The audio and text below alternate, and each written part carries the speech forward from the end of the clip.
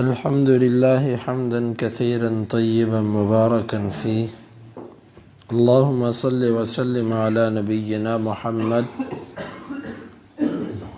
باب اذا وقف او اوصى لأقاربه ومن الاقارب.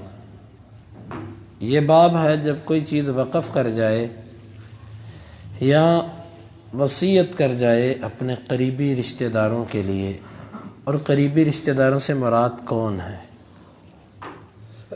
ثابت انس سے بیان کرتے ہیں کہ اللہ کے نبی صلی اللہ علیہ وسلم نے ابو طلحہ سے کہا اجعلہ لفقراء اقاربک، اسے اپنے قریبی رشتہ داروں میں جو فقراء ہیں ان میں تقسیم کر دے.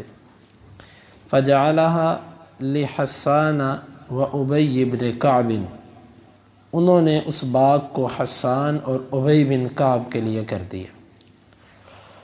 وقال الانصاری حدثنی ابی عن ثمامۃ عن انس بمثل حدیث ثابت.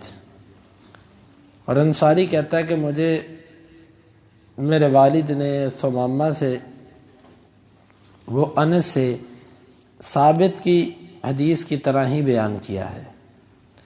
آپ نے فرمایا تھا اجعلھا لفقراء قرابتک، اپنے قرابت والے فقراء میں اس کو تقسیم کر دے. انس کہتے ہیں فجعلھا لحسان و ابی بن کعب وکان اقرب الیہ منی، انہوں نے یہ حسان اور ابی بن کعب میں دے دیا اور وہ میرے سے قربت میں زیادہ قریب تھے. وکان قرابت حسان و ابی من ابی طلحہ، حسان اور ابی کی قرابت تھی ابو طلحہ سے، اور اس کا نام ابو طلحہ کا نام ہے زید بن سہل بن الاسود بن حرام بن عمر بن زید منات ابن عدی بن عمر بن مالک بن نجار، یہ ان کا نسب ہے. اور حسان بن ثابت کا نسب یوں ہے کہ حسان بن ثابت بن المنذر بن حرام.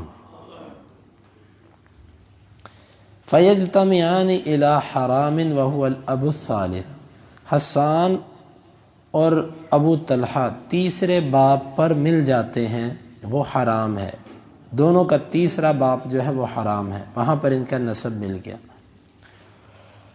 وحرام بن عمر بن زید منات بن عدی بن عمر بن مالک بن نجار، اور یہ نسب یوں ہے وَهُوَ يُجَامِعُ حَسَّانَ وَأَبَا طَلْحَةَ وَأُبَيِّ إِلَى سِتَّةِ آبا، اور 6 باپوں کے بعد مالک بن نجار ہے، وہ حسان، ابو طلحہ اور ابی ان کو اکٹھا کرتا ہے، یعنی یہ اوپر جا کر ایک اور باپ پر ابی بھی ان کے ساتھ مل جاتا ہے. الی عمر بن مالک، عمر بن مالک پر جا کر یہ مل جاتے ہیں.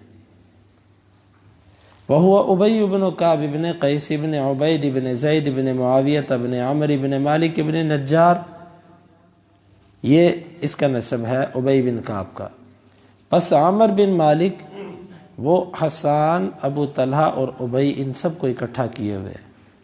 اور بعض نے یہ کہا ہے جب وہ اپنے قرابت والوں کے لیے وصیت کرے گا تو اس سے مراد صرف وہ لوگ ہیں جو اسلام والے ہیں.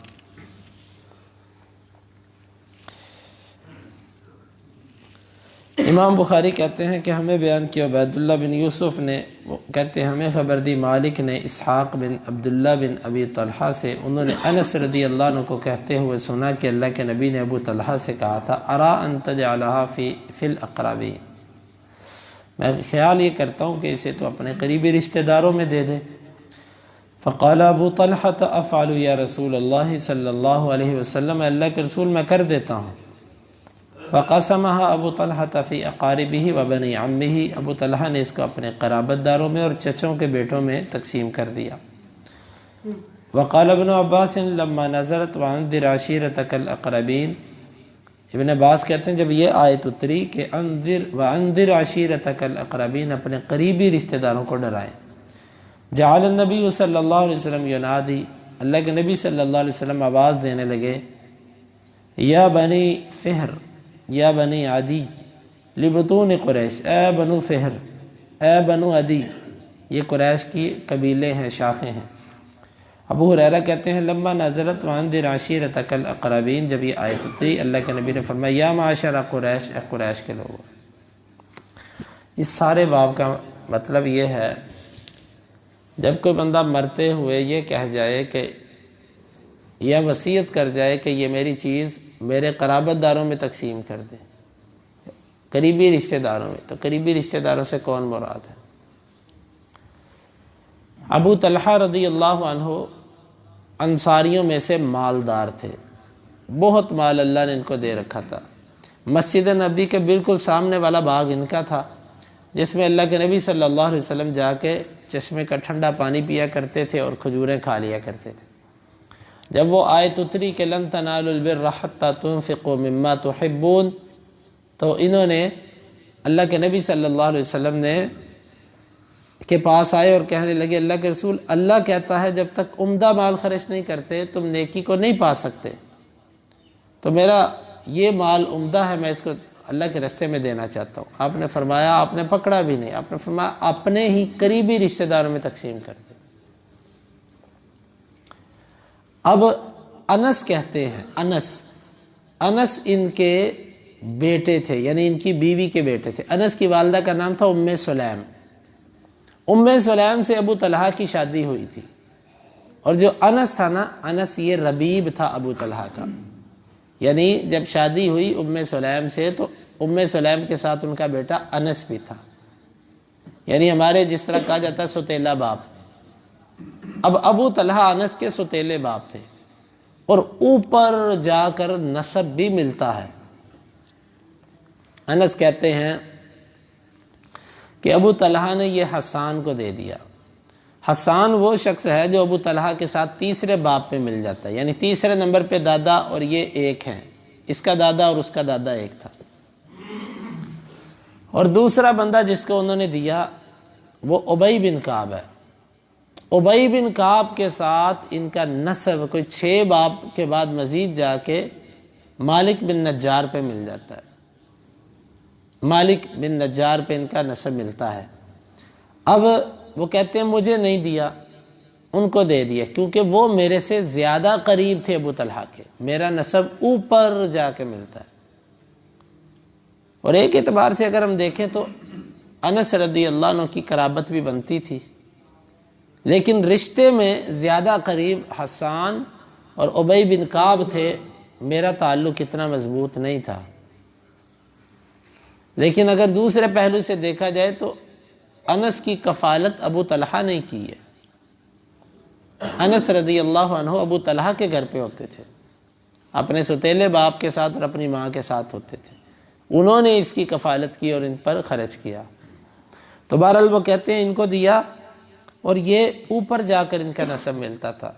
تو یہاں سے امام بخاری رحمہ اللہ یہ بیان کرنا چاہتے ہیں قریبی رشتہ داروں میں انسان کے سب سے زیادہ قریبی اس کے کزن، اس کے تائے چچے اور یہ لوگ آتے ہیں۔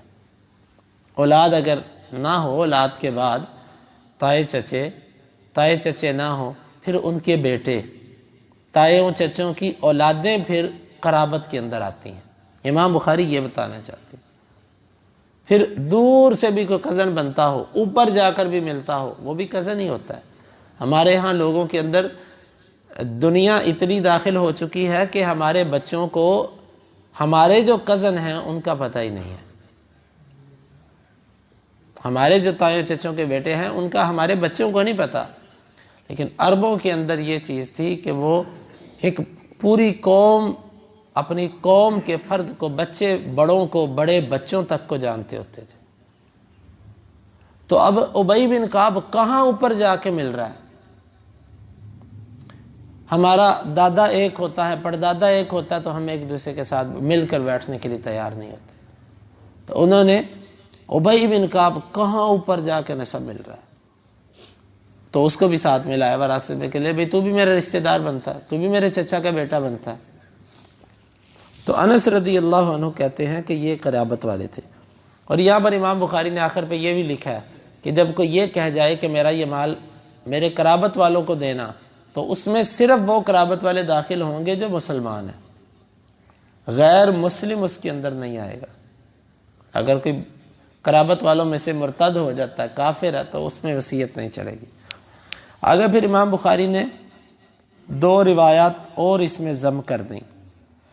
ایک ابن عباس کی کہ جب یہ آیت اتری نہ اپنے قریبی رشتہ داروں کو ڈراؤ، تو آپ نکل کے سب سے پہلے قریش کے سب سے قریبی جو شاخیں تھی آپ کی، آپ ان کے نام لے لے کے ڈرانے لگے۔